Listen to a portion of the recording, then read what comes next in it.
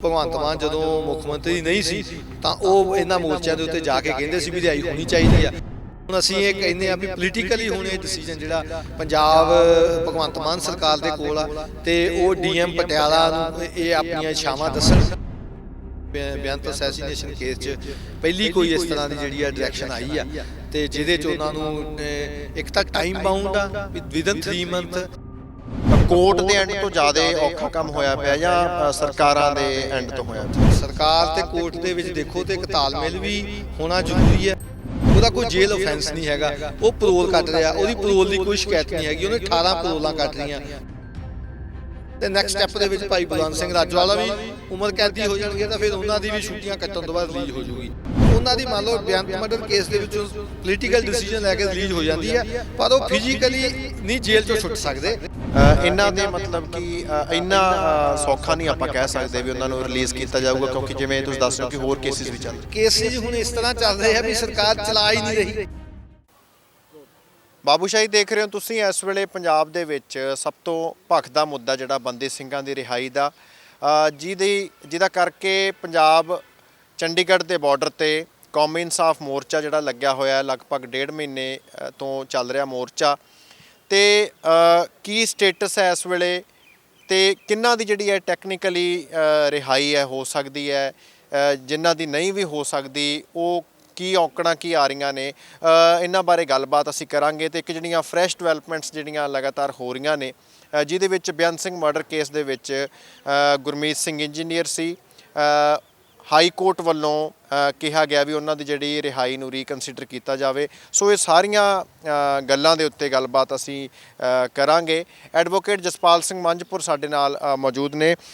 ਮੰਝਪੁਰ ਸਾਹਿਬ, ਪਹਿਲਾਂ ਤਾਂ ਮੈਂ ਸ਼ੁਰੂਆਤ ਕਰੂੰਗਾ ਗੁਰਮੀਤ ਸਿੰਘ ਇੰਜੀਨੀਅਰ ਨੂੰ ਲੈ ਕੇ ਜਿਹੜੀ ਕੋਰਟ ਵੱਲੋਂ ਜਿਹੜੇ ਡਾਇਰੈਕਸ਼ਨਸ ਹੋਈਆਂ ਨੇ ਉਹਦੇ ਬਾਰੇ ਦੱਸੋ ਜੀ, ਕੀ ਹੈ? ਹਾਂਜੀ, ਭਾਈ ਗੁਰਮੀਤ ਸਿੰਘ ਇੰਜੀਨੀਅਰ ਜੋ ਕਿ ਬੇਅੰਤ ਅਸੈਸੀਨੇਸ਼ਨ ਕੇਸ ਦੇ ਵਿੱਚ ਇੱਕ ਉਮਰ ਕੈਦੀ ਹੈਗੇ ਆ, ਉਹਨਾਂ ਤੇ ਜ਼ਿੰਦਗੀ 'ਚ ਇਹੀ ਕੋਈ ਕੇਸ ਸੀਗਾ ਜਿਹਦੇ ਤੇ ਉਹ 2013 ਤੋਂ ਲਗਾਤਾਰ ਪਰੋਲ ਦੇ ਉੱਤੇ ਆ ਰਹੇ। ਇਹਨਾਂ ਦਿਨਾਂ ਦੇ ਵਿੱਚ ਵੀ ਉਹ 28 ਦਿਨ ਦੀ ਪਰੋਲ ਤੇ ਆਪਣੇ ਪਟਿਆਲਾ ਸਥਿਤ ਰਿਹਾਇਸ਼ ਦੇ ਵਿੱਚ ਆਏ ਹੋਏ ਆ। ਸੋ ਉਹਨਾਂ ਦੇ ਸਬੰਧ ਦੇ ਵਿੱਚ ਉਹਨਾਂ ਦਾ ਪਹਿਲਾਂ ਹਾਈ ਕੋਰਟ ਨੇ ਆਰਡਰ ਕੀਤਾ ਸੀ ਵੀ ਉਹਨਾਂ ਦੀ ਵਿਦਨ 3 ਮੰਥ ਜਿਹੜੀ ਆ ਉਹ ਕੀਤਾ ਜਾਵੇ ਕੰਸੀਡਰ। ਤਾਂ ਪਿਛਲੇ ਸਾਲ ਯੂਟੀ ਐਡਮਿਨਿਸਟ੍ਰੇਸ਼ਨ ਨੇ ਉਹਨਾਂ ਦਾ ਜਿਹੜਾ ਰਿਹਾਈ ਦਾ ਕੇਸ ਸੀ ਉਹ ਖਾਰਜ ਕਰ ਦਿੱਤਾ ਕਿ ਡੀਐਮ ਪਟਿਆਲਾ ਨੇ ਜਿਹੜੀ ਰਿਪੋਰਟ ਆ ਉਹ ਉਹਨਾਂ ਦੀ ਨੋਟ ਰਿਕਮੈਂਡਰੀ ਭੇਜੀ ਸੀ। ਫਿਰ ਅਸੀਂ ਉਹ ਕਹਾਣੀ ਕਿ ਰਿਪੋਰਟ ਜਿਹੜੀ ਸੀਗੀ ਉਹ ਇੱਕ ਮਕੈਨੀਕਲ ਮੈਨਰ ਦੇ ਵਿੱਚ ਸੀਗੀ ਵੀ ਹਾਂ ਜੀ ਵੀ ਅਮਨ ਕਾਨੂੰਨ ਨੂੰ ਖਤਰਾ, ਜਦ ਕਿ ਉਹ ਕਰੀਬ 18 ਦੇ ਕਰੀਬ ਪਰੋਲਾਂ ਆ ਚੁੱਕੀਆਂ ਤੇ ਉਹਨਾਂ ਦਾ ਕੋਈ ਜੇਲ੍ਹ ਅਫੈਂਸ ਹੈ ਨਹੀਂ, ਜੇਲ੍ਹ ਰਿਕਮੈਂਡ ਕਰਦੀ ਆ।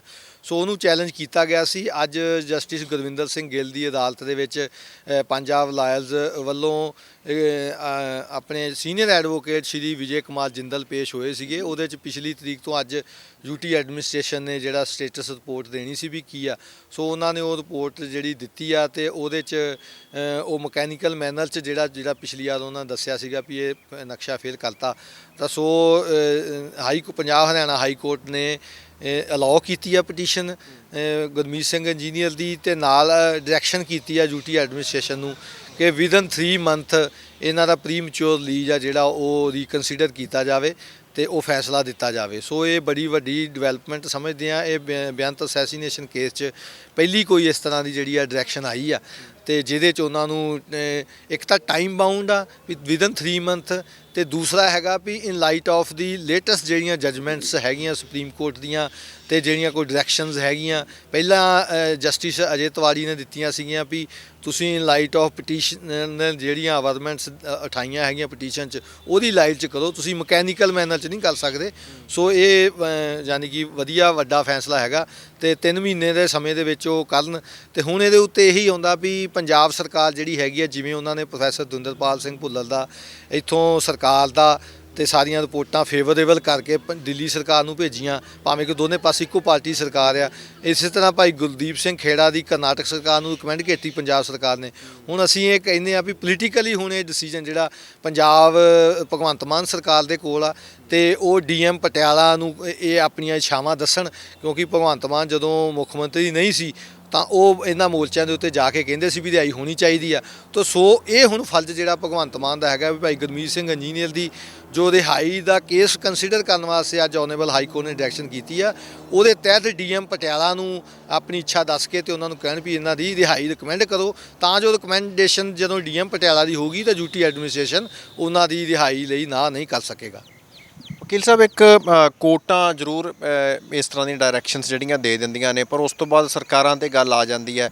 ਬਹੁਤ ਸਾਰੇ ਬੰਦੀ ਸਿੰਘਾਂ ਦੀ ਆਪਾਂ ਗੱਲ ਕਰੀ ਜਿਹੜਾ ਉਹਨਾਂ ਦੇ ਮਸਲੇ ਨੇ, ਤਾਂ ਕੇਂਦਰ ਤੇ ਗੱਲ ਆ ਕੇ ਖੜੀ ਹੈ। ਕੇਂਦਰ ਨੂੰ ਸ਼ਾਇਦ ਇਹ ਲੱਗਦਾ ਵੀ ਇਹਨਾਂ ਦੇ ਬਾਹਰ ਆਉਣ ਦੇ ਨਾਲ ਖਤਰਾ ਹੋਊਗਾ, ਮਾਹੌਲ ਖਰਾਬ ਹੋਊਗਾ। ਸੋ ਤੁਹਾਨੂੰ ਲੱਗਦਾ ਵੀ ਇਹਦੇ ਵਿੱਚ ਜ਼ਿਆਦਾ ਜਿਹੜੀ ਹੈ ਕੋਰਟ ਦੇ ਐਂਡ ਤੋਂ ਜ਼ਿਆਦਾ ਔਖਾ ਕੰਮ ਹੋਇਆ ਪਿਆ ਜਾਂ ਸਰਕਾਰਾਂ ਦੇ ਐਂਡ ਤੋਂ ਹੋਇਆ ਪਿਆ? ਨਹੀਂ ਦੇਖੋ, ਜੇ ਤੁਸੀਂ ਸਰਕਾਰ ਤੇ ਕੋਰਟ ਦੇ ਵਿੱਚ ਦੇਖੋ ਤੇ ਇੱਕ ਤਾਲਮੇਲ ਵੀ ਹੋਣਾ ਜ਼ਰੂਰੀ ਹੈ ਤੇ ਇੱਕ ਸਹੀ ਰਿਪੋਰਟਿੰਗ ਜਿਹੜੀ ਹੋਣੀ ਆ। ਇੱਕ ਤਾਂ ਤੁਸੀਂ ਦੇਖੋ ਵੀ ਜੇ ਉਹਨਾਂ ਨੇ ਲਿਖ ਕੇ ਇੱਕ ਲਾਈਨ ਭੇਜਤੀ ਵੀ ਅਮਨ ਕਾਨੂੰਨ ਨੂੰ ਖਤਰਾ, ਤੇ ਉਹ ਰੂਟੀਨ ਦੇ ਵਿੱਚ ਉਹ ਖਾਰਜ ਹੋ ਜਾਣੀ ਆ। ਪਰ ਜਿਹੜੀ ਡਾਇਰੈਕਸ਼ਨ ਅੱਜ ਕੀਤੀ ਹਾਈ ਕੋਰਟ ਨੇ, ਉਹਨਾਂ ਨੇ ਇਹ ਨਹੀਂ, ਉਹਨਾਂ ਨੇ ਕਿਹਾ ਮਕੈਨੀਕਲ ਮੈਨਰ 'ਚ ਨਹੀਂ, ਜੇ ਤੁਸੀਂ ਰੀਜ਼ਨ ਦੇਣੇ ਆ ਤੇ ਉਹ ਸੋਲਿਡ ਰੀਜ਼ਨ ਹੋਣੇ ਚਾਹੀਦੇ। ਜੇ ਮੰਨ ਲਓ ਉਹ ਕਹਿ ਦੇਣ ਵੀ ਨੋਟ ਰਿਕਮੈਂਡ ਕਰਦੇ ਹਾਂ ਅਸੀਂ, ਜਿਵੇਂ ਕਿ ਪਹਿਲਾਂ ਕੀਤਾ, ਪਰ ਨੋਟ ਰਿਕਮੈਂਡ ਕਿਵੇਂ ਕਰ ਸਕਦੇ ਹੋ? ਬੰਦਾ ਤਾਂ ਜੇਲ੍ਹ ਸੁਪਰਡੈਂਟ ਉਹਦਾ ਰਿਕਮੈਂਡ ਕਰ ਰਿਹਾ ਵੀ ਇਹਦੀ ਰਿਹਾਈ ਹੋਣੀ ਚਾਹੀਦੀ ਆ, ਮੈਂ ਰਿਕਮੈਂਡ ਕਰਦਾ, ਉਹਦਾ ਕੋਈ ਜੇਲ੍ਹ ਆਫੈਂਸ ਨਹੀਂ ਹੈਗਾ, ਉਹ ਪਰੋਲ ਕੱਟ ਰਿਹਾ, ਉਹਦੀ ਪਰੋਲ ਦੀ ਕੋਈ ਸ਼ਿਕਾਇਤ ਨਹੀਂ ਹੈਗੀ, ਉਹਨੇ 18 ਪਰੋਲਾਂ ਕੱਟ ਰਹੀਆਂ, ਉਹਨੂੰ ਕਰੋਨਾ ਸਪੈਸ਼ਲ ਪਰੋਲ ਵੀ ਮਿਲੀ, 1.5 ਸਾਲ ਵੀ ਬਾਹਰ ਆ, ਉਹਦੇ ਤੇ ਕੋਈ ਹੋਰ ਕੇਸ ਨਾ ਸੀਗਾ, ਨਾ ਪੈਂਡਿੰਗ ਆ, ਨਾ ਕੋਈ ਡਿਸਾਈਡ ਸੀਗਾ। ਸੋ ਜਿਹੜੀਆਂ ਰੂਲਸ ਬਣੇ ਹੋਏ ਨੇ ਉਹਦੇ ਵਿੱਚ ਐਲੀਜੀਬਿਲਟੀਆਂ ਆਲਰੇਡੀ ਓਵਰ ਆ ਭਾਈ ਗੁਰਮੀਤ ਸਿੰਘ ਇੰਜੀਨੀਅਰ ਦੀਆਂ। ਹਾਂ, ਉਹ ਨਹੀਂ ਕਰਨਾ ਚਾਹੁੰਦੇ ਤੇ ਉਹ ਗੱਲ ਵੱਖਰੀ ਆ, ਫਿਰ ਨਹੀਂ ਕਰੂਗੇ ਤਾਂ ਸਾਡੇ ਲਈ ਫਿਰ ਅਦਾਲਤ ਦਾ ਰਾਸਤਾ ਹੈਗਾ, ਤੇ ਨਹੀਂ ਕਰਨਗੀਆਂ ਤਾਂ ਬਹੁਤ ਸਾਰੇ ਪਹਿਲਾਂ ਕੇਸ ਸੀਗੇ। ਹੁਣ ਤਾਂ ਚਲੋ ਸੋਸ਼ਲ ਮੀਡੀਆ ਜਾਂ ਧਰਨਿਆਂ ਮੁਜ਼ਾਹਰਿਆਂ ਕਰਕੇ ਜ਼ਿਆਦਾ ਪਤਾ, ਮੈਂ 2002-03 ਤੋਂ ਇਹਨਾਂ ਕੇਸਾਂ ਨਾਲ ਜੁੜਿਆ ਹੋਇਆ। ਬਹੁਤ ਸਾਰੇ ਕੇਸਾਂ ਦੀਆਂ ਜਿਵੇਂ ਇੱਦਾਂ ਡਾਇਰੈਕਸ਼ਨਾਂ ਹੋਈਆਂ, ਐਵੇਂ 2015 ਦੇ ਵਿੱਚ 2 ਕੇਸਾਂ ਦੇ ਵਿੱਚ ਹਾਈ ਕੋਰਟ ਨੇ ਡਾਇਰੈਕਸ਼ਨ ਕੀਤੀ ਸੀਗੀ। ਇੱਕ ਭਾਈ ਲਾਲ ਸਿੰਘ ਅਕਾਲਗੜ੍ਹ ਤੇ ਇੱਕ ਮੇਜਰ ਸਿੰਘ ਯੂਪੀ ਦਾ ਕੇਸ ਸੀ, ਲਾਲ ਸਿੰਘ ਦਾ ਗੁਜਰਾਤ ਦਾ ਸੀ। ਸੋ ਗੁਜਰਾਤ ਸਰਕਾਰ ਸੁਪਰੀਮ ਕੋਰਟ ਚਲੀ ਗਈ ਉਹਦੇ ਅਗੇਂਸਟ, ਯੂਪੀ ਸਰਕਾਰ ਨੇ ਕੁਝ ਨਹੀਂ ਕੀਤਾ, ਉਹ ਬੰਦਾ ਬਾਹਰ ਹੀ ਰਹਿ ਗਿਆ, ਉਹਨਾਂ ਨੇ ਯਾਨੀ ਕਿ ਉਹਦੀ ਰਿਹਾਈ ਜਿਹੜੀ ਆ ਅਪੋਜ਼ ਨਹੀਂ ਕੀਤੀ। ਸੋ ਇਸੇ ਤਰ੍ਹਾਂ ਹੈਗਾ ਵੀ ਜੇ ਰਿਕਮੈਂਡੇਸ਼ਨ ਕੀਤੀ। ਇਸ ਤੋਂ ਇਲਾਵਾ ਵੀ ਬਹੁਤ ਸਾਰੇ ਬੰਦੇ ਟਾਡਾ ਦੇ ਕੈਦੀ ਜਿਹੜੇ ਹੈਗੇ ਆ 2002, 3, 4, 5 ਦੇ ਵਿੱਚ ਰਿਲੀਜ਼ ਹੋਏ ਆ। ਹਾਈ ਕੋਰਟ ਨੇ ਇਸੇ ਤਰ੍ਹਾਂ ਡਾਇਰੈਕਸ਼ਨ ਕਰਨੀ ਹੁੰਦੀ, ਜੇ ਉਹਦੀ ਪਾਲਣਾ ਨਹੀਂ ਕਰਦੀ ਤਾਂ ਫਿਰ ਹਾਈ ਕੋਰਟ ਨਹੀਂ ਤੇ ਫਿਰ ਸੁਪਰੀਮ ਕੋਰਟ ਡਾਇਰੈਕਟ ਵੀ ਰਿਲੀਜ਼ ਕਰ ਸਕਦੀ। ਅੱਛਾ, ਕੌਮੀ ਇਨਸਾਫ ਮੋਰਚੇ ਦੇ ਵਿੱਚ ਜਗਤਾਰ ਸਿੰਘ ਹਵਾਰਾ ਸਮੇਤ ਜਿਹੜੇ ਮੇਨ 9 ਸਿੰਘਾਂ ਦੀ ਉਹ ਗੱਲ ਹੁੰਦੀ ਹੈ, ਫੋਟੋ ਲੱਗੀ ਹੋਈ ਹੈ, ਉਹ ਮੰਗ ਕਰ ਰਿਹਾ ਮੋਰਚਾ ਵੀ ਇਹਨਾਂ ਦੀ ਰਿਹਾਈ ਹੈ ਜਿਹੜੀ ਉਹਦੇ ਵਿੱਚ ਕੋਈ ਰੁਕਾਵਟ ਆਉਣੀ ਨਹੀਂ ਚਾਹੀਦੀ ਕਿ ਹੁਣ ਤੱਕ ਹੋ ਜਾਣੀ ਚਾਹੀਦੀ ਸੀਗੀ। ਪਰ ਤੁਸੀਂ ਵਕੀਲ ਹੋ, ਟੈਕਨੀਕਲੀ ਕਿੰਨੇ ਕੁ ਉਹ ਸਿੰਘ ਨੇ ਜਿਨ੍ਹਾਂ ਦੇ ਤੁਹਾਨੂੰ ਲੱਗਦਾ ਵੀ ਟੈਕਨੀਕਲੀ ਨਹੀਂ ਪੋਸੀਬਲ, ਕਿਉਂਕਿ ਕਈਆਂ ਤੇ ਹੋਰ ਵੀ ਨਾਲ ਪੈਰਲਲ ਕੇਸਿਸ ਚੱਲ ਰਹੇ ਸੀਗੇ ਜਿੰਨਾ ਟਾਈਮ ਉਹ ਚੱਲ ਰਹੇ ਨੇ, ਤੇ ਉਹ ਕਿਹੜੇ ਨੇ ਜਿਨ੍ਹਾਂ ਦੀ ਦਿੱਕਤ ਆ ਸਕਦੀ ਹੈ? ਦੇਖੋ, ਪੰਜਾਂ ਦੀ ਤਾਂ ਕੋਈ ਦਿੱਕਤ ਨਹੀਂ। ਪ੍ਰੋਫੈਸਰ ਦਵਿੰਦਰਪਾਲ ਸਿੰਘ ਭੁੱਲਰ, ਭਾਈ ਗੁਰਦੀਪ ਸਿੰਘ ਖੇੜਾ, ਲਖਵਿੰਦਰ ਸਿੰਘ, ਸ਼ਮਸ਼ੇਰ ਸਿੰਘ ਤੇ ਗੁਰਮੀਤ ਸਿੰਘ, ਇਹਨਾਂ ਪੰਜਾਂ ਤੇ ਹੋਰ ਕੋਈ ਕੇਸ ਨਹੀਂ ਹੈਗਾ। ਜੇ ਅੱਜ ਇਹਨਾਂ ਦੇ ਜਿਹੜੇ ਕੇਸਾਂ 'ਚ ਉਮਰ ਕੈਦ ਕੱਟ ਰਹੇ ਉਹ 'ਚ ਰਿਲੀਜ਼ ਦਾ ਆਰਡਰ ਹੁੰਦਾ ਤੇ ਫਿਜ਼ੀਕਲੀ ਬਾਹਰ ਹੋਣਗੇ। ਭੁੱਲਰ ਸਾਹਿਬ ਦਾ ਇੱਕ ਕੇਸ ਹੈਗਾ, ਉਹ ਪਰ 1994 ਦਾ 1997 ਤੋਂ ਬੇਲ ਤੇ ਆ। ਪਰ ਜਿਹੜੇ ਬਾਕੀ ਸਿੰਘ ਹੈਗੇ, ਜਿਵੇਂ ਹੁਣ ਤੁਸੀਂ ਭਾਈ ਬਲਵੰਤ ਸਿੰਘ ਰਾਜੂ ਉਹਨਾਂ ਦਾ ਕਰੀਏ, ਭਾਵੇਂ ਉਹਨਾਂ ਦਾ ਕੋਈ ਕੇਸ ਨਹੀਂ ਹੈਗਾ, ਉਹਨਾਂ ਦੇ ਜਿਹੜੇ ਕੇਸ ਸੀ ਸਾਰੇ ਖਤਮ ਹੋ ਗਏ, ਬਰੀ ਜਾਂ ਡਿਸਚਾਰਜ ਹੋ ਗਏ, ਪਰ ਉਹ ਅਜੇ ਫਾਂਸੀ ਜਾਫਤਾ ਕੈਦੀ ਆ, ਉਮਰ ਕੈਦੀ ਨਹੀਂ ਹੈਗੇ। ਪਹਿਲਾਂ ਤਾਂ ਉਹਨਾਂ ਦੀ ਫਾਂਸੀ ਟੁੱਟ ਕੇ ਲਾਈਫ ਦੇ ਵਿੱਚ ਜਿਹੜਾ 550 ਸਾਲਾਂ ਤੇ ਹੋਇਆ ਸੀ, ਉਹ 'ਚ ਫਾਂਸੀ ਤੋੜ ਕੇ ਲਾਈਫ 'ਚ ਬਦਲਣੀ ਸੀ, ਉਹ ਬਦਲੂਗੀ। ਫਿਰ ਉਹਨਾਂ ਦੀ ਜਿਹੜੀ ਰਿਲੀਜ਼ ਵਾਲੇ ਪਾਸੇ ਨੂੰ, ਜੇ ਮੰਨ ਲਓ ਲਖਵਿੰਦਰ ਸਿੰਘ, ਗੁਰਮੀਤ ਸਿੰਘ ਉਹਨਾਂ ਨੂੰ ਰਿਲੀਜ਼ ਮਿਲਦੀ ਆ, ਤੇ ਨੈਕਸਟ ਸਟੈਪ ਦੇ ਵਿੱਚ ਭਾਈ ਬਲਵੰਤ ਸਿੰਘ ਰਾਜੂ ਵਾਲਾ ਵੀ ਉਮਰ ਕੈਦੀ ਹੋ ਜਾਣਗੇ, ਤਾਂ ਫਿਰ ਉਹਨਾਂ ਦੀ ਵੀ ਛੁੱਟੀਆਂ ਕੱਟਣ ਤੋਂ ਬਾਅਦ ਰਿਲੀਜ਼ ਹੋ ਜੂਗੀ। ਇਸੇ ਤਰ੍ਹਾਂ ਜਿਵੇਂ ਭਾਈ ਜਗਤਾਰ ਸਿੰਘ ਹਵਾਰਾ ਦੀ ਗੱਲ ਕਰੀਏ ਤਾਂ ਉਹਨਾਂ ਦੀ ਮੰਨ ਲਓ ਬੇਅੰਤ ਮਰਡਰ ਕੇਸ ਦੇ ਵਿੱਚੋਂ ਪੋਲੀਟੀਕਲ ਡਿਸੀਜਨ ਲੈ ਕੇ ਰਿਲੀਜ਼ ਹੋ ਜਾਂਦੀ ਹੈ, ਪਰ ਉਹ ਫਿਜ਼ੀਕਲੀ ਨਹੀਂ ਜੇਲ੍ਹ 'ਚੋਂ ਛੁੱਟ ਸਕਦੇ, ਕਿਉਂਕਿ ਉਹਨਾਂ ਦੇ ਉੱਤੇ 4 ਕੇਸ ਪੈਂਡਿੰਗ ਹੈਗੇ ਆ। ਇੱਥੇ ਮੁਹਾਲੀ ਸਾਹਿਬਜ਼ਾਦਾ ਅਜੀਤ ਸਿੰਘ ਨਗਰ 2 ਕੇਸ ਹੈਗੇ ਆ, ਇੱਕ ਖਰੜ ਦਾ, ਇੱਕ ਸੁਹਾਣੇ ਥਾਣੇ ਦਾ, 2 ਚੰਡੀਗੜ੍ਹ ਦੇ ਜ਼ਿਲ੍ਹਾ ਅਦਾਲਤ ਦੇ ਵਿੱਚ ਕੇਸ ਪੈਂਡਿੰਗ ਆ। ਸੋ ਉਹਨਾਂ ਕੇਸਾਂ ਨੂੰ ਜਾਂ ਤਾਂ ਬਰੀ ਕਰਾਉਣਾ ਪਊਗਾ ਜਾਂ ਬੇਲ ਲੈਣੀ ਪਊਗੀ, ਫਿਰ ਫਿਜ਼ੀਕਲ ਉਹ ਰਿਲੀਜ਼ ਹੋ ਸਕਦੇ। ਇਵੇਂ ਭਾਈ ਪਰਮਜੀਤ ਸਿੰਘ ਭਿਓਦੇ ਦਾ ਵੀ ਇੱਕ ਕੇਸ ਹੈਗਾ ਆ। ਭਾਈ ਜਗਤਾਰ ਸਿੰਘ ਤਾਰਾ ਦਾ ਰੁਲਦਾ ਮਰਡਰ ਕੇਸ ਪਟਿਆਲੇ ਆ, 2 ਲੁਧਿਆਣੇ ਕੇਸ ਉਹਨਾਂ ਜਲੰਧਰ ਕੇਸ ਹੈਗੇ ਉਹਨਾਂ ਦੇ ਪੈਂਡਿੰਗ। ਸੋ ਜੇ ਬੇਅੰਤ ਮਰਡਰ ਕੇਸ 'ਚੋਂ ਇਹ ਛੁੱਟ ਜਾਣਗੇ, ਜਿਹੜੇ ਤੇ ਹੋਰ ਕੋਈ ਕੇਸ ਨਹੀਂ ਹੋਊਗਾ ਉਹ ਫਿਜ਼ੀਕਲੀ ਰਿਲੀਜ਼ ਹੋ ਜਾਊਗਾ, ਤੇ ਨਹੀਂ ਤਾਂ ਦੂਜਾ ਜਿੰਨਾ ਚਿਰ ਤੱਕ ਉਹਦੇ ਦੂਜੇ ਕੇਸ ਦਾ ਨਿਪਟਾਰਾ ਨਹੀਂ ਮਿਲਦਾ ਜਾਂ ਬੇਲ ਨਹੀਂ ਹੁੰਦੀ, ਉਹਨਾਂ ਚਿਰ ਤੱਕ ਉਹ ਅੰਦਰ ਰਹਿਣਗੇ। ਇਹ ਤਾਂ ਟੈਕਨੀਕਲੀ ਇਹੀ ਗੱਲ ਆ। ਮਤਲਬ ਜਿਹੜੇ ਤੁਸੀਂ ਹੁਣ ਜ਼ਿਕਰ ਕੀਤਾ ਜਗਤਾਰ ਸਿੰਘ ਹਵਾਰਾ ਹੋਣ, ਇਹਨਾਂ ਦੇ ਮਤਲਬ ਕਿ ਇੰਨਾ ਸੌਖਾ ਨਹੀਂ ਆਪਾਂ ਕਹਿ ਸਕਦੇ ਵੀ ਉਹਨਾਂ ਨੂੰ ਰਿਲੀਜ਼ ਕੀਤਾ ਜਾਊਗਾ, ਕਿਉਂਕਿ ਜਿਵੇਂ ਤੁਸੀਂ ਦੱਸ ਰਹੇ ਹੋ ਕਿ ਹੋਰ ਕੇਸਿਸ ਵੀ ਚੱਲ ਰਹੇ। ਉਹ ਦੇਖੋ, ਕੇਸਿਸ ਹੁਣ ਇਸ ਤਰ੍ਹਾਂ ਚੱਲ ਰਹੇ ਆ ਵੀ ਸਰਕਾਰ ਚਲਾ ਹੀ ਨਹੀਂ ਰਹੀ। ਹੁਣ 2 ਕੇਸ ਜਿਹੜੇ ਚੰਡੀਗੜ੍ਹ ਦੇ ਹੈਗੇ ਭਾਈ ਜਗਤਾਰ ਸਿੰਘ ਹਵਾਰਾ ਦੇ, ਉਹ 2005 ਦੀ ਉਹਨਾਂ ਦੀ ਅਰੈਸਟ ਪਈ ਹੋਈ ਆ। ਤੇ ਤੁਸੀਂ ਲਾ ਲਓ 2005 ਤੋਂ 23 ਸਾਲ ਮੰਨ ਲਓ ਤੁਸੀਂ ਕਸਟਡੀ ਉਹਨਾਂ ਦੀ ਹੋ ਗਈ, ਤੇ 23 ਸਾਲ ਕਸਟਡੀ ਜਿਹੜੀ ਹੋਣ ਤੋਂ ਬਾਅਦ ਉਹਨਾਂ ਨੂੰ ਬੇਲ ਵੀ ਜਿਹੜੀ ਅਸੀਂ ਹਾਈ ਕੋਰਟ ਇੱਕ ਕੇਸ 'ਚੋਂ ਰਿਜੈਕਟ ਹੋ ਗਈ ਹੈ, ਦੂਜੀ ਸਾਡੀ ਪੈਂਡਿੰਗ ਹੈਗੀ ਹੈ, ਤੇ ਉਹ ਕੇਸ ਵੀ ਨਹੀਂ ਚੱਲ ਰਿਹਾ, ਜੇ ਚਾਰਜ ਹੀ ਫਰੇਮ ਨਹੀਂ ਹੋਇਆ। ਜਿਹੜੇ ਉਹ ਦੋਨੇ ਕੇਸ ਹੈਗੇ ਉਹਨਾਂ 'ਚ ਜਿਨ੍ਹਾਂ ਕੋਲੋਂ ਰਿਕਵਰੀਆਂ ਆ, ਉਹ ਕੇਸ ਇੱਕ ਕੇਸ ਦਾ ਬਰੀ ਹੋ ਗਿਆ ਕੰਪਲੀਟ, ਇੱਕ ਕੇਸ ਦੇ ਵਿੱਚੋਂ ਜਿਹਦੇ ਕੋਲ ਰਿਕਵਰੀ ਆ ਉਹ ਉਹਨਾਂ ਨੂੰ ਸਜ਼ਾ ਹੋ ਗਈ 7 ਸਾਲ, ਜਿਹਦੇ ਕੋਲ ਨਹੀਂ ਰਿਕਵਰੀ ਉਹ ਬਰੀ ਹੋ ਗਏ, ਤੇ 121 ਵਗੈਰਾ ਚੋਂ ਉਹ ਆਲਰੇਡੀ ਬਰੀ 120 ਵੀ ਪ੍ਰੂਵ ਹੀ ਨਹੀਂ ਹੋਈ। ਸੋ ਅਲਟੀਮੇਟਲੀ ਉਹ ਭਾਈ ਸਾਹਿਬ ਦੇ ਕੇਸ ਬਰੀ ਹੀ ਹੋਣੇ ਆ। ਜਿਵੇਂ ਇੱਥੇ ਮਹਾਲੀ ਕੇਸ ਹੈਗੇ ਆ 2, ਇਹਨਾਂ ਦੇ ਵਿੱਚ ਵੀ ਜਿਹੜੇ ਪਹਿਲਾਂ ਕੇਸ ਜਿਹਨਾਂ ਦੇ ਚੱਲੇ ਆ, ਜੇ ਕਿਸੇ ਕੋਲ ਰਿਕਵਰੀ ਆ ਇੱਕ ਕੇਸ ਦੀ ਉਹਨਾਂ ਨੂੰ ਸਜ਼ਾ ਹੋ ਗਈ, ਨਹੀਂ ਰਿਕਵਰੀ ਵਾਲੇ ਕੋ ਹੋ ਗਈ। ਇਹਨਾਂ ਕੇਸਾਂ 'ਚ ਭਾਈ ਜਗਤਾਰ ਸਿੰਘ ਹਵਾਰਾ ਕੋਲ ਕੋਈ ਰਿਕਵਰੀ ਨਹੀਂ। ਸੋ 100% ਤਾਂ ਨਹੀਂ, ਮੈਂ 99.9% ਕਹਿ ਸਕਦਾ ਵੀ ਚਾਰੇ ਕੇਸ ਭਾਈ ਜਗਤਾਰ ਸਿੰਘ ਹਵਾਰਾ ਦੇ ਬਰੀ ਹੋਣਗੇ। ਸਰਕਾਰ ਇਸੇ ਕਰਕੇ ਨਹੀਂ ਚਲਾ ਰਹੀ ਵੀ ਇਹ ਬਰੀ ਹੋ ਜਾਣੇ ਆ, ਫਿਰ ਉਹਨੇ ਆਪਣੀ ਪ੍ਰੀਮਚੋਰ ਰਿਲੀਜ਼ ਬੇਅੰਤ ਮਰਡਰ ਕੇਸ 'ਚੋਂ ਐਲੀਜੀਬਲ ਹੋ ਜਾਣਾ, ਜਾਂ ਉਹਨੇ ਪਰੋਲ ਲਈ ਐਲੀਜੀਬਲ ਹੋ ਜਾਣਾ। ਉਹ ਐਲੀਜੀਬਿਲਟੀ ਤੱਕ ਪਹੁੰਚਣ ਹੀ ਨਹੀਂ ਦੇਣਾ ਚਾਹੁੰਦੇ ਇਹਨਾਂ ਕੇਸਾਂ ਨੂੰ ਜਾਣਬੁੱਝ ਕੇ ਪੈਂਡਿੰਗ ਰੱਖ ਕੇ। ਅੱਛਾ, ਇੱਕ ਚੀਜ਼ ਹੋਰ ਦੱਸੋ, ਜਿਹੜੇ ਬੰਦੀ ਸਿੰਘ ਨੇ ਜਦੋਂ ਜਜਮੈਂਟ ਆਈ ਸੀਗੀ, ਇਹਨਾਂ ਨੂੰ ਸਜ਼ਾ ਸੁਣਾਈ ਗਈ, ਤਾਂ ਉਦੋਂ ਉਸੇ ਵੇਲੇ ਇਹ ਚੀਜ਼ਾਂ ਲਿਖੀਆਂ ਗਈਆਂ ਸੀਗੀਆਂ ਵੀ ਇੰਨੇ ਸਾਲ ਜੇ ਆਹ ਸਜ਼ਾ ਹੋਈ ਆ, ਲਾਈਫ ਇੰਪ੍ਰਿਜ਼ਨਮੈਂਟ ਹੈ, ਤਾਂ ਉਹਦਾ ਮਤਲਬ ਹੈ ਵੀ 25 ਸਾਲ ਜਾਂ 30 ਸਾਲ, ਜਾਂ ਉਦੋਂ ਇਹ ਲਿਖਿਆ ਸੀਗਾ ਵੀ ਰਹਿੰਦੀ ਉਮਰ ਤੱਕ ਇਹ ਰਹੂਗਾ, ਜਾਂ ਇਹ ਚੀਜ਼ਾਂ ਬਾਅਦ 'ਚ ਕਨਫਰਮ ਹੁੰਦੀਆਂ? ਉਹਦਾ ਕੀ ਸਟੇਟਸ, ਜਿਹੜਾ ਰਿਟਨ ਆਰਡਰ ਉਸ ਵੇਲੇ ਜਜਮੈਂਟ ਆਉਂਦੀ ਹੈ ਉਹਦੇ 'ਚ ਕੀ ਲਿਖਿਆ ਹੁੰਦਾ? ਜਿਹੜਾ 2007 ਦਾ ਆਰਡਰ ਸੀ ਬੇਅੰਤ ਅਸੈਸੀਨੇਸ਼ਨ ਕੇਸ ਦਾ, ਉਹ ਭਾਈ ਜਗਤਾਰ ਸਿੰਘ ਹਵਾਰਾ ਤੇ ਭਾਈ ਬਲਵੰਤ ਸਿੰਘ ਰਾਜੋਆਣਾ ਨੂੰ ਫਾਂਸੀ ਦੀ ਸਜ਼ਾ ਦਿੰਦਾ, ਤੇ 3 ਬੰਦਿਆਂ ਨੂੰ ਲਖਵਿੰਦਰ ਸਿੰਘ, ਸ਼ਮਸ਼ੇਰ ਸਿੰਘ ਤੇ ਗੁਰਮੀਤ ਸਿੰਘ ਨੂੰ ਲਾਈਫ ਸੈਂਟੈਂਸ। ਤੇ ਬਾਅਦ ਦੇ ਵਿੱਚ ਹਾਈ ਕੋਰਟੋਂ ਭਾਈ ਜਗਤਾਰ ਸਿੰਘ ਹਵਾਰਾ ਦੀ ਫਾਂਸੀ ਟੁੱਟ ਕੇ ਜਸਟਿਸ ਮਹਿਤਾਬ ਸਿੰਘ ਗਿੱਲ ਦਾ 2010 ਦਾ ਸ਼ਾਇਦ ਫੈਸਲਾ, ਉਹਦੇ 'ਚ ਉਹ ਲਿਖ ਦਿੰਦੇ ਆ ਵੀ ਫਾਂਸੀ ਤੋੜ ਕੇ ਤੇ ਟਿਲ ਜਿੰਨਾ ਚਿਰ ਬੰਦਾ ਜਿੰਦਾ ਨੈਚੁਰਲ ਲਾਈਫ ਦੀ ਲਾਈਫ ਸੈਂਟੈਂਸ ਹੁੰਦੀ। ਵੈਸੇ ਕਾਨੂੰਨ ਦੇ ਵਿੱਚ ਇਹ ਕਿਤੇ ਵੀ ਨਹੀਂ ਆਈਪੀਸੀ ਦੇ ਵਿੱਚ ਲਿਖਿਆ ਵੀ ਲਾਈਫ ਦਾ ਕਿੱਦਾਂ ਹੈਗਾ ਨਾ, ਲਾਈਫ ਮੀਨ ਲਾਈਫ ਆ। ਉਹ ਬਹੁਤ ਸਾਰੀਆਂ ਜੱਜਮੈਂਟਸ ਹੈਗੀਆਂ। ਮੋਹਨਦਾਸ ਕਰਮਚੰਦ ਗਾਂਧੀ ਮਰਡਰ ਕੇਸ ਦੀ ਸਭ ਤੋਂ ਪਹਿਲੀ ਜੱਜਮੈਂਟ ਹੈਗੀ ਹੈ, ਜਿਸ 'ਚ ਨੱਥੂਰਾਮ ਗੋਡਸੇ ਨੂੰ ਫਾਂਸੀ ਹੋ ਗਈ, ਲੱਗ ਗਿਆ। ਉਹਦੇ ਬ੍ਰਦਰ ਵਿਨਾਇਕ ਗੋਪਾਲ ਗੋਡਸੇ ਦੀ 1961 ਦੇ ਵਿੱਚ ਉਹ ਜਦੋਂ ਦਿਹਾਈ ਲਈ ਗਿਆ ਸੁਪਰੀਮ ਕੋਰਟ, ਤੇ ਸੁਪਰੀਮ ਕੋਰਟ ਨੇ ਉਹ ਜੱਜਮੈਂਟ ਰੈਫਰ ਹੋਈ ਆ ਇਹ ਬੇਅੰਤ ਅਸੈਸੀਨੇਸ਼ਨ ਕੇਸ ਦੇ ਵਿੱਚ ਵੀ as per life sentence order given by honourable apex court in Vinayak Gopal Godse case. So Vinayak Gopal Godse ਨੂੰ ਜੇ ਖੋਲ੍ਹ ਕੇ ਦੇਖੀਏ ਤਾਂ ਉਹਦੇ ਵਿੱਚ ਸੁਪਰੀਮ ਕੋਰਟ ਨੇ ਕਿਹਾ ਵੀ ਲਾਈਫ ਦਾ ਮਤਲਬ ਲਾਈਫ ਆ, ਪਰ ਜਿਹੜੀਆਂ ਪਾਵਰਾਂ ਰਾਸ਼ਟਰਪਤੀ ਕੋਲ, ਗਵਰਨਰ ਕੋਲ ਸਜ਼ਾ ਘਟਾਉਣ ਦੀਆਂ, ਮਾਫ ਕਰਨ ਦੀਆਂ ਹੈਗੀਆਂ, ਉਹਨੂੰ ਨਹੀਂ ਅਸੀਂ ਛੇੜਦੇ। ਉਹ ਫਿਰ ਵਿਨਾਇਕ ਗੋਪਾਲ ਗੋਡਸੇ ਦਾ ਮੈਂ ਸਾਰਾ ਇਤਿਹਾਸ ਖੋਲ੍ਹਿਆ ਤੇ ਉਹ 16 ਸਾਲ ਬਾਅਦ ਰਿਲੀਜ਼ ਹੋ ਗਿਆ ਸੀ। ਮੰਨ ਲਓ ਉਹਦਾ ਰੈਫਰੈਂਸ ਦੇ ਕੇ ਬੇਅੰਤ ਅਸੈਸੀਨੇਸ਼ਨ ਵਾਲਿਆਂ ਨੂੰ ਨੈਚੁਰਲ ਲਾਈਫ ਦੀ ਲਾਈਫ ਕੀਤੀ ਗਈ, ਪਰ ਉਹ 16 ਸਾਲ ਬਾਅਦ ਛੁੱਟ ਗਿਆ ਸੀ। ਤੇ ਉਹਦੇ 'ਚ ਹੁਣ ਇਹ ਆ ਵੀ ਜੇ ਲਾਈਫ ਦਾ ਮਤਲਬ ਲਾਈਫ ਆ, ਤੇ ਉਹੀ ਰਾਜੀਵ ਗਾਂਧੀ ਕਤਲ ਕੇਸ ਦੇ ਵਿੱਚ ਵੀ ਸੁਪਰੀਮ ਕੋਰਟ ਨੇ 2015 'ਚ ਕਿਹਾ ਸੀ ਵੀ ਇਹੀ ਗੱਲ ਵਿਨਾਇਕ ਗੋਪਾਲ ਗੋਡਸੇ। ਹੋਰ ਵੀ ਬਹੁਤ ਸਾਰੀਆਂ ਜਜਮੈਂਟਸ ਹੈਗੀਆਂ ਵੀ ਲਾਈਫ ਮੀਨ ਲਾਈਫ ਆ। ਕਿਸੇ ਨੂੰ ਨਾਰਮਲ ਲਾਈਫ ਲਿਖੀ ਆ, ਕਿਸੇ ਨੂੰ ਨੈਚੁਰਲ ਲਾਈਫ ਲਿਖੀ ਆ, ਉਹਦਾ ਕੋਈ ਮਤਲਬ ਨਹੀਂ ਹੈਗਾ। ਲਾਈਫ ਮੀਨ ਲਾਈਫ ਆ। ਜੇ ਸਰਕਾਰ ਛੱਡਣਾ ਚਾਹੇ ਉਹ ਤਾਂ ਫਾਂਸੀ ਤੋੜ ਕੇ ਛੱਡ ਦਿੰਦੀ ਹੈ, ਤੇ ਨੈਚੁਰਲ ਲਾਈਫ ਜਾਂ ਦੂਜੀ ਲਾਈਫ ਦਾ ਇੱਕ ਟੈਕਨੀਕਲੀ ਘੁੰਡੀ ਨਾ ਕਰਨ ਵਾਸਤੇ ਜਿਹੜੀ ਰੱਖੀ ਹੋਈ ਆ। ਹਾਂ, ਕੰਸੀਡਰ ਜਿਹੜਾ ਕੋਈ ਨੈਸ਼ਨਲ ਹਿਊਮਨ ਰਾਈਟ ਕਮਿਸ਼ਨ ਕਹਿੰਦਾ ਵੀ ਹੀਨੀਅਸ ਤੋਂ ਹੀਨੀਅਸ ਕ੍ਰਾਈਮ ਦੇ ਵਿੱਚ ਵੀ ਜੇ ਕੋਈ ਬੰਦਾ ਹੈਗਾ, ਜੇ ਉਹਨੇ 25 ਸਾਲ ਕੱਟ ਲਏ ਆ, ਤਾਂ he is eligible for premature release consideration. So 25 ਸਾਲ ਬਾਅਦ ਤਾਂ ਹੋ ਹੀ ਜਾਂਦੇ। ਫਿਰ ਹੁਣ ਇਹ ਸਾਰੇ ਇਹਦੇ ਲਈ ਕੰਸੀਡਰ ਤਾਂ ਕੀਤਾ ਜਾਵੇ ਇਹਨਾਂ ਨੂੰ। ਜੇ ਤੁਸੀਂ ਰਿਜੈਕਟ ਕਰੋਗੇ ਫਿਰ ਅਸੀਂ ਉਹਨੂੰ ਚੈਲੰਜ ਕਰ ਲਾਂਗੇ ਕੰਸੀਡਰ ਕਰਕੇ। ਜਿਵੇਂ ਹੁਣ ਗੁਰਮੀਤ ਸਿੰਘ ਦਾ ਉਹਨਾਂ ਨੇ ਕਿਹਾ ਵੀ ਕੰਸੀਡਰ ਕਰੋ ਇਨ ਲਾਈਟ ਆਫ ਤੁਹਾਡੀਆਂ ਰੂਲ ਰੈਗੂਲੇਸ਼ਨਾਂ ਹੈਗੀਆਂ। ਸੋ ਮਸਲਾ ਤਾਂ ਸਾਰਾ ਹੈਗਾ ਵੀ ਰੂਲ ਰੈਗੂਲੇਸ਼ਨ ਉਦੋਂ ਹੀ ਕੰਧਾਂ ਬਣ ਕੇ ਖੜ ਜਾਂਦੇ ਆ ਜਦੋਂ ਇਹ ਬੰਦੀ ਸਿੰਘਾਂ ਦੇ ਕੇਸ ਹੁੰਦੇ ਆ। ਅਦਰਵਾਈਜ਼ ਜਿਵੇਂ ਝੂਠੇ ਪੁਲਿਸ ਮੁਕਾਬਲਿਆਂ ਦੇ ਪੁਲਿਸ ਵਾਲਿਆਂ ਦੇ ਹੁੰਦੇ ਆ, ਉਹਨਾਂ ਵਾਰੀ ਇਹ ਸਾਰੇ ਰੂਲ ਰੈਗੂਲੇਸ਼ਨ ਜਿਹੜੀ ਆ ਉਹ ਸਨੱਬ ਕਰਕੇ ਤੇ ਉਹਨਾਂ ਨੂੰ ਰਿਲੀਜ਼ ਕਰ ਦਿੱਤੀ ਜਾਂਦੀ। ਹੁਣ ਪੁੱਛੇ ਪੁਲਿਸ ਮੁਕਾਬਲੇ ਵਾਲੇ ਕੇਸ ਆ, ਉਹ ਵੀ CBI ਦੇ, ਬੇਅੰਤ ਮਰਡਰ ਕੇਸ ਵੀ CBI ਦਾ। ਇਹ 'ਚ ਕੋਈ ਸਪੈਸ਼ਲ ਕੋਰਟ ਟਾਡਾ ਜਾਂ UAP ਵਗੈਰਾ ਨਹੀਂ ਲੱਗਾ ਹੋਇਆ। ਉਹ ਵੀ ਮਰਡਰ ਕੇਸ ਆ, ਉਹ ਵੀ ਮਰਡਰ ਕੇਸ ਆ। ਸੋ ਇੱਕ ਮਰਡਰ ਦਾ ਦੋਸ਼ੀ CBI ਅਦਾਲਤ ਨੇ ਸਜ਼ਾ ਕੀਤੀ ਉਮਰ ਕੈਦ, ਤਾਂ ਉਹ 4 ਸਾਲ ਬਾਅਦ ਛੁੱਟ ਗਿਆ। 30 ਸਾਲ ਬਾਅਦ ਵੀ ਤਰਲੇ ਕੱਢਦੇ ਫਿਰਦੇ ਆ। ਕੋਈ ਸੜਕਾਂ 'ਤੇ ਬੈਠਾ, ਕੋਈ ਦਸਤਖਤੀ ਮੁਹਿੰਮ ਚੱਲਦੀ ਆ, ਕੋਈ ਪ੍ਰੈਸ ਕਾਨਫਰੰਸਾਂ ਕਰਦਾ। ਸੋ ਪੁਲਿਸ ਵਾਲਿਆਂ ਦੇ ਪਰਿਵਾਰ ਕਦੀ ਕਿਸੇ ਨੇ ਇੱਦਾਂ ਨਹੀਂ ਦੇਖੇ, ਕਿਸੇ ਨੂੰ ਪਤਾ ਹੀ ਨਹੀਂ ਵੀ ਕਦੋਂ ਰਿਹਾ ਹੋ ਜਾਂਦੇ ਚੁੱਪ ਕਰਕੇ ਤੇ ਬਾਅਦ ਦੇ ਵਿੱਚ। ਭਾਵੇਂ ਕੋਈ ਪੀੜਤ ਪਰਿਵਾਰ ਉਹਨਾਂ ਦੀ ਲਾਉਂਦਾ ਵੀ ਹੈ ਰਿਟ, ਪਰ ਉਹ ਫਿਰ ਉਹ ਸੁਪਰੀਮ ਕੋਰਟ ਨੇ ਜਿੱਦਾਂ ਕਿਹਾ ਹੀ ਆ ਵੀ ਇਹ ਇਹਨਾਂ ਦੀਆਂ ਇਨਹੈਰੈਂਟ ਪਾਵਰਾਂ ਹੈਗੀਆਂ ਸਟੇਟ ਦੀਆਂ, ਜਿਹਨਾਂ ਉਹਨਾਂ ਨੇ ਪਾਰਡਨ ਦਿੱਤਾ ਜਾਂ ਰਿਮਿਟ ਕੀਤੀ ਆ ਸਜ਼ਾ, ਤੇ ਅਸੀਂ ਇਹਨੂੰ ਕੁਝ ਵੀ ਨਹੀਂ ਕਹਿ ਸਕਦੇ। ਸੋ ਉਹਨਾਂ ਸ਼ਕਤੀਆਂ ਦੀ ਵਰਤੋਂ ਕਰਦੇ ਹੋਏ ਹੀ ਸਰਕਾਰਾਂ ਨੂੰ ਜਿਹੜਾ ਇਹਨਾਂ ਬੰਦੀ ਸਿੰਘਾਂ ਦੀ ਜਿਹੜੀ ਰਿਹਾਈ ਕਰਨੀ ਚਾਹੀਦੀ ਹੈ। ਤੁਸੀਂ ਦਸਤਖਤ ਦੀ ਮੁਹਿੰਮ ਦੀ ਗੱਲ ਕੀਤੀ ਹੈ ਜੀ। ਪ੍ਰਕਾਸ਼ ਸਿੰਘ ਬਾਦਲ ਸਾਬਕਾ ਮੁੱਖ ਮੰਤਰੀ ਦੀਆਂ ਉਹ ਤਸਵੀਰਾਂ ਸਾਹਮਣੇ ਆ ਰਹੀਆਂ ਨੇ। ਸ਼੍ਰੋਮਣੀ ਅਕਾਲੀ ਦਲ ਵੱਲੋਂ ਇਸ਼ੂ ਕੀਤੀਆਂ ਗਈਆਂ ਵੀ ਬਾਦਲ ਸਾਹਿਬ ਵੀ ਸਾਈਨ ਕਰ ਰਹੇ ਨੇ, ਉਹ ਹਮਾਇਤ ਕਰ ਰਹੇ ਨੇ ਵੀ ਸਿੰਘ ਰਿਹਾ ਹੋਣੇ ਚਾਹੀਦੇ ਨੇ। ਕਿਸੇ ਵੇਲੇ ਇਹਨਾਂ ਦੀ ਸਰਕਾਰ ਸੀਗੀ ਸੈਂਟਰ ਤੇ, ਉਦੋਂ ਬੀਜੇਪੀ ਸੀਗੀ।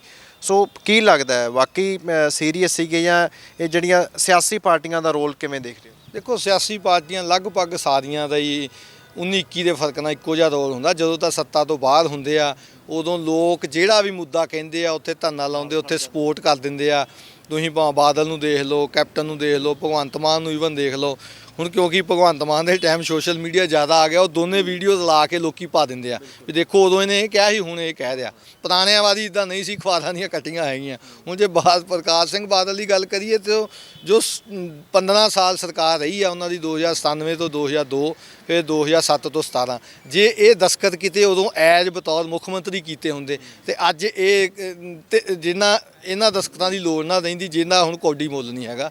ਸੋ ਉਹ ਸਿਆਸੀ ਪਾਰਟੀਆਂ ਸਾਰੀਆਂ ਇੱਦਾਂ ਹੀ ਆ। ਹੁਣ ਪੰਥ ਵੀ ਚੇਤੇ ਆ ਗਿਆ, ਬੰਦੀ ਸਿੰਘ ਚੇਤੇ ਆ ਗਏ।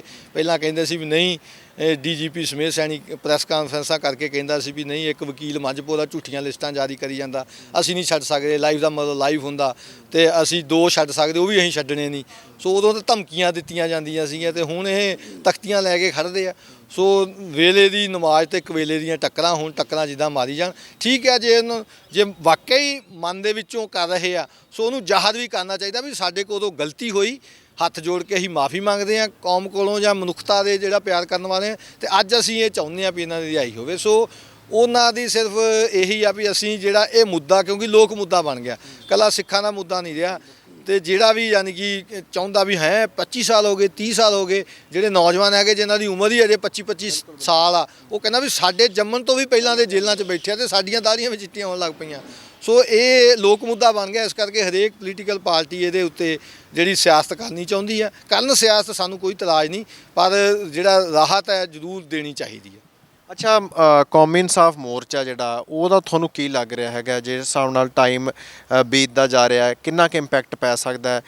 ਬਲਵੰਤ ਸਿੰਘ ਰਾਜੋਆਣਾ ਦਾ ਬਿਆਨ ਆ ਚੁੱਕਿਆ ਵੀ ਮੇਰਾ ਕੋਈ ਲੈਣਾ ਦੇਣਾ ਨਹੀਂ ਇਸ ਮੋਰਚੇ ਦੇ ਨਾਲ। ਸੋ ਕੀ ਲੱਗਦਾ ਵੀ ਜੋ ਏਜੰਡੇ ਦੇ ਨਾਲ ਆਏ ਨੇ, ਜੋ ਮੋਰਚਾ ਮੰਗ ਕਰਦਾ, ਉਹਦੇ ਵਿੱਚ ਕਾਮਯਾਬ ਹੋਣਗੇ?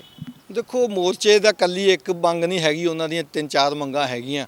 ਉਹ ਯਾਨੀ ਕਿ ਮੇਨ ਲਾਈਮਲਾਈਟ ਦੇ ਵਿੱਚ ਬੰਦੀ ਸਿੰਘਾਂ ਦੀ ਰਿਹਾਈ ਆ, ਪਰ ਉੱਥੇ ਗੁਰੂ ਗ੍ਰੰਥ ਸਾਹਿਬ ਦੀ ਬੇਅਦਬੀ ਤੇ ਬਾਈਬਲ ਕਲਾਂ ਗੋਲੀकांड ਤੇ 328 ਸਰੂਪਾਂ ਵਾਲਾ ਵੀ ਜਿਹੜਾ ਹੈਗਾ ਮੁੱਦਾ।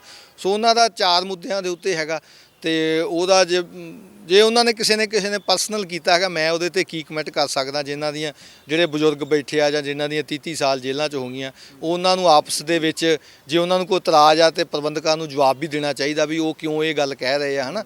ਸੋ ਉਹਨਾਂ ਦੀ ਆ, ਮੈਂ ਤਾਂ ਉਮਰ 'ਚ ਛੋਟਾ ਹੀ ਆ, ਮੈਂ ਕੀ ਉਹਨਾਂ ਦੇ ਕਮੈਂਟ ਕਰਾਂ। ਅਸੀਂ ਤਾਂ ਮੈਂ ਨਿੱਜੀ ਤੌਰ ਦੇ ਉੱਤੇ ਜਾਂ ਪੰਜਾਬ ਲਾਇਰਸ ਵੱਲੋਂ ਅਸੀਂ ਤਾਂ ਜਿਹੜਾ ਕੋਈ ਪੈਰਵਾਈ ਕਰਨ ਨੂੰ ਕਹਿੰਦਾ ਅਸੀਂ ਤਨਦੇਹੀ ਨਾਲ ਇਮਾਨਦਾਰੀ ਨਾਲ ਪੈਰਵਾਈ, ਜਿਵੇਂ ਹੁਣ ਭੁੱਲਰ ਸਾਹਿਬ ਦਾ ਵੀ ਅਸੀਂ ਹਾਈ ਕੋਰਟ ਲਾਇਆ ਹੋਇਆ ਤੇ ਗੁਰਮੀਤ ਸਿੰਘ ਇੰਜੀਨੀਅਰ 'ਚ ਸਾਨੂੰ ਅੱਜ ਸਫਲਤਾ ਮਿਲੀ ਆ। ਤੇ ਭਾਈ ਲਖਵਿੰਦਰ ਸਿੰਘ ਨੇ ਵੀ ਕਿਹਾ, ਇੱਕ ਜਜਮੈਂਟ ਵੀ ਆਈ ਆ ਹੁਣ ਲੇਟੈਸਟ ਹਾਈ ਕੋਰਟ ਦੀ ਵੀ, ਜਿਨ੍ਹਾਂ ਦੇ ਨਕਸ਼ੇ ਤੁਰੇ ਹੋਏ ਆ ਤੇ 3 ਤੋਂ 6 ਮਹੀਨੇ ਹੋ ਗਏ, ਨਹੀਂ ਉਹਨਾਂ ਦੀ ਫਾਈਨਲ ਡਿਸੀਜਨ ਲਿਆ ਜਾ ਰਿਹਾ, ਉਹਨਾਂ ਨੂੰ CGM DLSA ਜਿਹੜਾ ਹੈਗਾ ਉਹ ਬੇਲ ਦੇਵੇ। ਉਹਦੇ ਸੰਬੰਧ 'ਚ ਭਾਈ ਲਖਵਿੰਦਰ ਸਿੰਘ ਦੀ ਐਪਲੀਕੇਸ਼ਨ ਉਹਨਾਂ ਦੀ ਭੈਣ ਸੁਖਵਿੰਦਰ ਕੌਰ ਵੱਲੋਂ ਇੱਥੇ ਲਾਈ ਹੋਈ ਆ, ਉਹਦੀ ਰਿਪੋਰਟ ਜੇਲ੍ਹ ਵਾਲੇ ਨਹੀਂ ਕਰ ਰਹੇ। ਭੁੱਲਰ ਸਾਹਿਬ ਦੀ DLSA ਅੰਮ੍ਰਿਤਸਰ ਲਾਈ ਹੋਈ ਆ, ਉਹਨਾਂ ਦੀ ਵਾਈਫ ਵੱਲੋਂ, ਭੈਣ ਜੀ ਨਵਨੀਤ ਕੌਰ ਵੱਲੋਂ। ਤਾਂ ਸੋ ਅਸੀਂ ਤਾਂ ਜੋ ਹੈਗਾ ਜਿਹੜਾ ਕਹਿੰਦਾ ਕਰਦੇ ਹਾਂ। ਬਾਕੀ ਇਹ ਸਿਆਸਤ ਤਾਂ ਹੈਗੀ ਹੈ, ਮੋਰਚਾ ਦਸਤਖਤੀ ਮੁਹਿੰਮ, ਕਿਉਂਕਿ ਇਹ ਹੈ ਸਿਆਸੀ, ਕਹਿ ਦਈਏ ਇਹਨਾਂ ਦਾ ਡਿਸੀਜਨ ਵੀ ਸਿਆਸੀ ਆ। ਸੋ ਇਹ ਹਰ ਪੱਖ ਤੋਂ ਹੀ ਮੋਰਚਾ ਵੀ ਲੱਗਾ, ਦਸਤਖਤ ਵੀ ਹੋਵੇ, ਕਾਨੂੰਨੀ ਵੀ ਹੋਵੇ, ਪਰ ਉਹਦੇ 'ਚ ਤਾਲਮੇਲ ਦਿਸੇ। ਇਹ ਨਾ ਲੱਗੇ ਵੀ 9 ਪੂਰਬੀਏ ਦੇ 12 ਚੁੱਲ੍ਹੇ ਆਪੋ ਆਪਣੀ ਡਫਲੀ ਵਜਾਈ ਜਾਂਦੇ ਆ ਤੇ ਸਰਕਾਰ ਉਸ ਗੱਲ ਦਾ ਫਾਇਦਾ ਉਠਾਏ। ਸਰਕਾਰ ਦੇ ਉੱਤੇ ਉਹ ਵੱਜਵਾਂ ਦਬਾਅ ਹੋਣਾ ਚਾਹੀਦਾ ਸਾਰੇ ਪੱਖਾਂ ਦੇ ਉੱਤੋਂ, ਜਿਹੜਾ ਕਿ ਅੱਜ ਦੀ ਤਰੀਕ 'ਚ ਲੱਗਦਾ ਨਹੀਂ। ਅੱਛਾ, ਆਖਰੀ ਸਵਾਲ ਜੀ, ਮੋਰਚਾ ਪੰਜਾਬ ਦੇ ਵਿੱਚ ਲੱਗਿਆ ਹੋਇਆ, ਪੰਜਾਬ ਚੰਡੀਗੜ੍ਹ ਦੇ ਬਾਰਡਰ ਤੇ ਲੱਗਿਆ ਤੇ ਇਹਦਾ ਲੱਗਦਾ ਵੀ ਇਹ ਬਿਲਕੁਲ ਸਹੀ, ਇਹਦੇ ਪਿੱਛੇ ਜਿਹੜਾ ਇਸ ਚੀਜ਼ ਨੂੰ ਜਸਟੀਫਾਈ ਕਰ ਰਿਹਾ ਵੀ ਉੱਥੇ ਲਾਉਣਾ ਜ਼ਰੂਰੀ ਸੀਗਾ। ਪੰਜਾਬ ਸਰਕਾਰ ਦਾ ਕਿੰਨਾ ਕੁ ਵੱਡਾ ਰੋਲ ਹੈਗਾ ਜਿਹੜਾ ਓਵਰਆਲ ਦੇਖੀਏ ਆਪਾਂ, ਜਿੰਨੇ ਵੀ ਸਿੰਘਾਂ ਦੀ ਰਿਹਾਈ ਦੀ ਗੱਲ ਹੋ ਰਹੀ?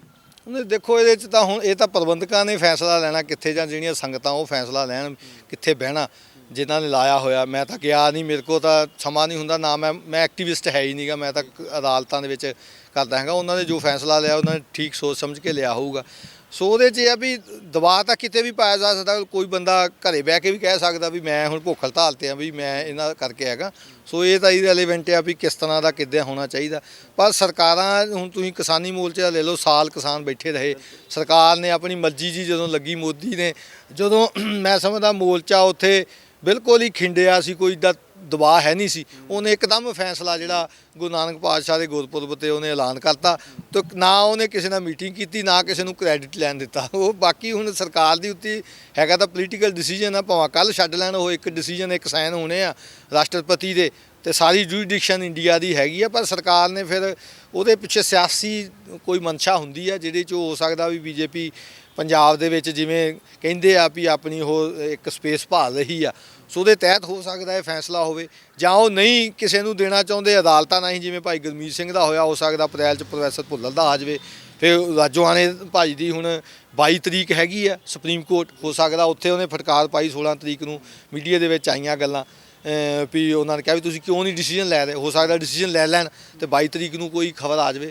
ਸੋ ਇਹ ਆ ਵੀ ਜਿੰਨੇ ਮੇਨ ਸੀਐਮ ਬਣੇ ਤੇ ਅਸੈਸੀਨੇਸ਼ਨ ਦੇ 7 ਬੰਦੇ ਹੈਗੇ, ਇਹਨਾਂ ਨੂੰ ਕਿਸੇ ਇੱਕ ਨੂੰ ਵੀ ਰਿਲੀਫ ਮਿਲੀ ਤੇ ਆਟੋਮੈਟਿਕਲੀ ਉਹਨੂੰ ਪੋਲੀਟੀਕਲੀ ਮਿਲੂਗੀ ਤੇ ਅਦਾਲਤ ਜਾਂ ਕਾਨੂੰਨੀ ਰਾਹੀਂ ਮਿਲ ਜੂਗੀ। ਜੇ ਤੁਸੀਂ ਰਾਜੋਆਣੇ ਨੂੰ ਛੱਡਿਆ ਬਈ ਹਵਾਲੇ ਨੂੰ ਕਿਉਂ ਨਹੀਂ ਛੱਡਦੇ, ਜਾਂ ਹਵਾਲੇ ਨੂੰ ਛੱਡਿਆ ਰਾਜੋਆਣਾ ਜਾਂ ਤਾਰਾ ਭਿਓਦਾ ਕਿਉਂ ਨਹੀਂ। ਸੋ ਇੱਕ ਦੂਜੇ ਨਾਲ ਜੁੜੇ ਹੋਏ ਸੱਤੇ ਬੰਦਿਆਂ ਦੇ ਕੇਸ, ਭੁੱਲਰ ਸਾਹਿਬ ਦਾ ਤੇ ਖੇੜੇ ਦਾ ਇਹ ਡਿਫਰੈਂਟ ਹੈਗਾ, ਉਹਨਾਂ ਦੇ ਕੇਸ ਵੱਖਰੇ ਆ, ਉਹ ਇੰਡੀਵਿਜੂਅਲ ਇਕੱਲੇ ਹੈਗੇ ਆ। ਸੋ ਇਹ ਕੇਸ ਟੂ ਕੇਸ ਵੇਰੀ ਕਰਦੀਆਂ ਗੱਲਾਂ। ਪਰ ਸਿਆਸੀ ਫੈਸਲੇ ਦੇ ਤੌਰ 'ਤੇ ਹੁਣ ਇਹ 9 ਬੰਦੇ ਜਿਹੜੇ ਆ, ਇੱਕ ਤਰ੍ਹਾਂ ਦੀ ਸੱਤਾ ਦੇ ਗਲਿਆਰਿਆਂ 'ਚ ਇਹਨਾਂ ਦੀ ਹੈਗੀ ਵੀ ਇਹ ਛੁੱਟੇ ਜਾਣਗੇ ਤੇ ਇਹਦਾ ਕ੍ਰੈਡਿਟ ਲੈਣਾ ਜਾਂ ਨਹੀਂ ਲੈਣਾ, ਕਿਸੇ ਨੂੰ ਲੈਣ ਦੇਣਾ ਜਾਂ ਨਹੀਂ ਲੈਣ ਦੇਣਾ। ਇਹਨਾਂ ਸਵਾਲਾਂ ਦੇ ਜਵਾਬਾਂ ਦੇ ਵਿੱਚ ਹੀ ਇਹਨਾਂ ਦੀ ਜਿਹੜੀ ਰਿਹਾਈ ਰੁਕੀ ਆ। ਪਰ ਮੈਨੂੰ ਲੱਗਦਾ ਵੀ ਜਿਵੇਂ ਅੱਜ 3 ਮਹੀਨੇ ਦਾ ਫੈਸਲਾ ਹੋਇਆ ਤੇ ਲਗਭਗ ਵਿਸਾਖੀ ਦੇ ਲਾਗੇ ਛਾਗੇ ਕੋਈ ਨਾ ਕੋਈ ਫਰੂਟਫੁਲ ਇਹਦੇ 'ਚ ਉਮੀਦ ਹੈਗੀ ਵੀ ਕੋਈ ਅਨਾਉਂਸਮੈਂਟ ਹੋ ਸਕਦੀ ਹੈਗੀ। ਕਿਉਂਕਿ ਜੇ ਸੈਂਟਰ ਸਰਕਾਰ ਦੀ ਪਿੱਛੇ ਦੇਖੀਏ ਤੇ ਉਹਨਾਂ ਨੇ ਇਹੋ ਜਿਹੇ ਮੌਕਿਆਂ ਦੇ ਉੱਤੇ ਡਿਸੀਜਨ ਲਏ। ਠੀਕ ਆ 550 ਸਾਲਾਂ 'ਤੇ ਵੀ ਲਿਆ ਸੀ, ਉਹ ਸਾਰਾ ਨਹੀਂ ਹੋਇਆ। ਪਰ ਇਹ ਵੀ ਨਹੀਂ ਕਹਿ ਸਕਦੇ ਵੀ ਹੋਇਆ ਨਹੀਂ। ਉਹ 'ਚ ਭਾਈ ਲਾਲ ਸਿੰਘ, ਭਾਈ ਨੰਦ ਸਿੰਘ, ਸਵੇਗ ਸਿੰਘ ਜਿਹੜੇ ਰਿਹਾ ਹੋਏ ਆ, ਤੇ ਭੁੱਲਰ ਸਾਹਿਬ ਦੇ ਖੈੜਾ ਤੇ ਰਾਜੋਆਣੇ ਦੀ ਫਾਂਸੀ ਤੋੜਨੀ ਰਹਿ ਗਈ ਆ। ਸੋ 22 ਤਰੀਕ ਨੂੰ ਹੋ ਸਕਦਾ ਕੋਈ ਫਾਂਸੀ ਤੋੜਨ ਦਾ ਕੋਈ ਆ ਜਾਵੇ, ਤੇ ਫਿਰ ਜੇ ਉਹ ਆ ਜਾਊਗਾ ਤੇ ਭਾਈ ਹਵਾਰੇ ਹੋਣਾ ਦਾ ਵੀ ਜਿਹੜਾ ਉਹਦੇ ਤੇ ਫੈਸਲਾ ਆਊਗਾ। ਸੋ ਮੈਂ ਉਮੀਦ ਕਰਦਾ ਵੀ ਬਹੁਤ ਸਮਾਂ ਹੋ ਗਿਆ ਤੇ ਦੁਨੀਆ ਭਰ ਦੇ ਜਿਹੜੇ ਲੋਕ ਆ ਉਹ ਚਾਹੁੰਦੇ ਆ ਤੇ ਸਰਕਾਰ ਨੂੰ ਇਹਦੇ ਤੇ ਫੈਸਲਾ ਲੈਣਾ ਚਾਹੀਦਾ। ਹਾਂ, ਪੰਜਾਬ ਸਰਕਾਰ ਦੀ ਤੁਸੀਂ ਗੱਲ ਕੀਤੀ ਸੀ ਵੀ ਇਹਨਾਂ ਦਾ ਕੀ ਹੈਗਾ। ਇਹਨਾਂ ਦਾ ਹੈਗਾ ਕਿਉਂਕਿ ਇਹ ਸਾਰੇ ਬੰਦੇ ਰਹਿਣਾ ਪੰਜਾਬ 'ਚ, ਉਹਨਾਂ ਦੀ ਜਿਹੜੀ ਰੈਜ਼ੀਡੈਂਸ਼ੀਅਲ ਰਿਪੋਰਟ ਆ, ਜਿਵੇਂ ਭਾਈ ਗੁਰਮੀਤ ਸਿੰਘ ਇੰਜੀਨੀਅਰ ਸ਼ਮਸ਼ੇਰ ਸਿੰਘ ਪਟਿਆਲੇ ਆ, ਉਹ ਪਟਿਆਲੇ ਡੀਐਮ ਤੇ ਐਸਐਸਪੀ ਦੀ ਰਿਪੋਰਟ ਤੇ ਡਿਪੈਂਡ ਬੇਸ ਉਹ ਹੋਊਗਾ।